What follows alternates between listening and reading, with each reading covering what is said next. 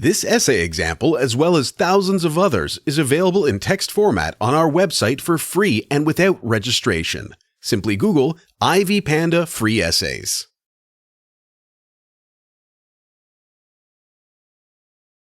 Abstract. In A Rose for Emily, William Faulkner depicts a conflict between the hopes and dreams one has and the environment that can ruin everything. In this reaction paper to one of the most prominent Faulkner works, I attempt to describe and analyze the strategies that the author used to make this conflict acute and sympathetic to the reader. A Rose for Emily, William Faulkner's Writing Strategies. The analysis of the text shows that Faulkner uses different techniques to tell his story and convey it in a manner that the reader can understand and relate to. In the first paragraph of Part 1, the writer uses symbolism to portray the main character, Miss Emily Grierson, as an important figure in the community. He writes, "The men threw a sort of respectful affection for a fallen monument, Miss Emily." In his story, the writer also uses the technique of reverse chronology. The story starts with its ending at Miss Emily's funeral. What is supposed to be the end of this story is the beginning, i.e., when Miss Emily Grierson died, our whole town went to her funeral. The men threw a sort of respectful affection for a fallen monument. He uses this to evoke an emotional response from the reader. We will gradually get acquainted with Emily, but we already know what awaits her in the end. In A Rose for Emily, Faulkner uses flashbacks as a strategy to inform us of the prior events following Miss Emily's death and her lonely life. For example, we are told of the day the neighbors complained to the mayor, Judge Stevens, about the smell emanating from her house and how 4 men slunk into her house like burglars to sprinkle lime. We are also taken to her past when people felt a strong personal reaction of sorrow for her. Here, we are reminded of her great-aunt, Lady Wyatt, and how she had gone crazy.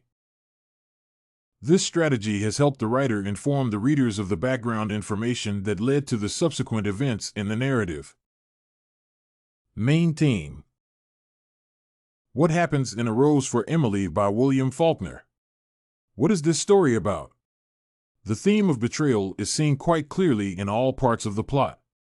The father betrays Miss Emily Grierson. He doesn't allow her to go out and be a normal girl. She is denied the pleasure of finding love. According to her father, none of the men were good enough for her. Emily remains lonely after her father's death. The reader also observes the theme of betrayal when Homer Barron betrays Miss Emily by neglecting her. The narrator explains that they were sure that Miss Emily and Homer Barron, the foreman, would get married. They had learned that Miss Emily had been to the jeweler and ordered a toilet set with the initials HB on each piece. However, that wasn't the case. Part 4, paragraph 1 illustrates this. She will marry him. Then we said, she will persuade him yet, because Homer himself had remarked, he liked men, and it was known that he drank with the younger men in the Elks Club, that he was not a marrying man. Emily's reaction was violent. It ended tragically with her killing Homer. One gets the impression that the story tries to portray a conflict between the North and the South.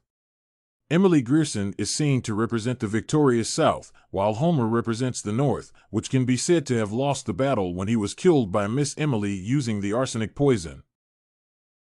We can see this when the writer introduces the foreman, Homer, in the first paragraph of Part 3 as a Yankee. He emphasizes his origin, and in the third paragraph, the ladies are heard gossiping. Of course, a Grierson would not think seriously of a Northerner. A day laborer, the Grierson were Southerners. At this stage of the narrative, a reader would get the impression that there is a conflict between the Northerners, Baron Homer, and the Southerners. However, the author denied the existence of this conflict. In an extract from Faulkner at the University, Class Conference at the University of Virginia in 1957-1958 showing the answer he gave to a March 11, 1957 question about the existence of this battle. He denies its existence, though he acknowledges that if it really existed then it was purely incidental and that he had no intention of portraying that battle. A Rose for Emily, reaction. On reading the story for the first time, you get the impression of a suffering Emily Grierson, a lonely woman staying lonely in the same setting after her father's death. Her only connection to the world was her Negro servant Tobe, who was seen once in a while with a market basket going in and out of the house.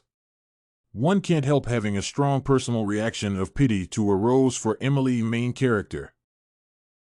The reader also gets the impression of Miss Emily as a woman held in the past. In the second paragraph of A Rose for Emily, William Faulkner gives a scenic account of the setting in which Emily Grierson lived.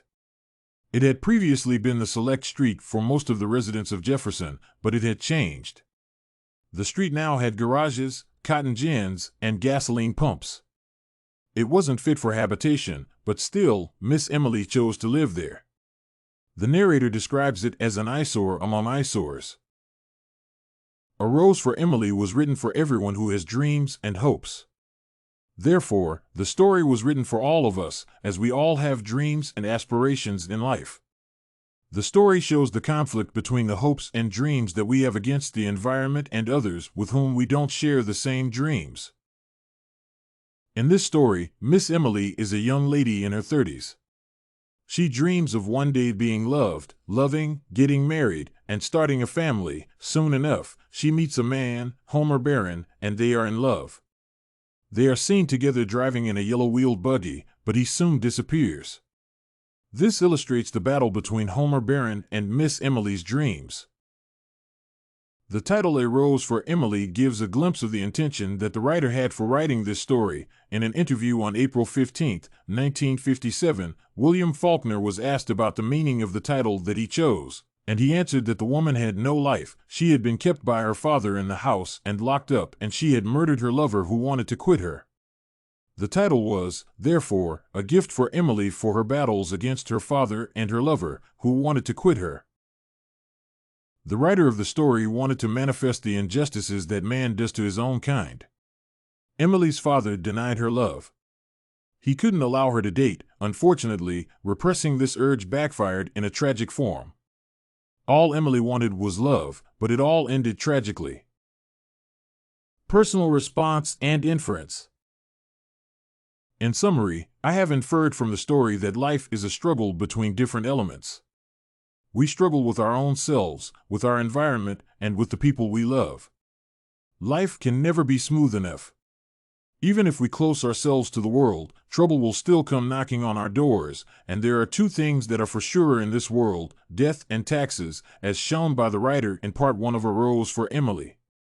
This reaction paper demonstrates the strategies used by Faulkner to cause such an emotional response from the reader.